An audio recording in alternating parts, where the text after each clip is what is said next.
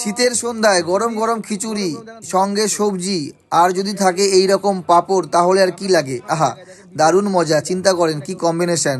তো আমরা এসেছি আমাদের পাড়ায়, একটা বাড়ি ছিল গৃহপ্রবেশ, নতুন বাড়ি তৈরি করেছে, সেখানে পূজা ছিল, সেখানে প্রসাদ খেতে চলে এসেছি স্বামী স্ত্রী।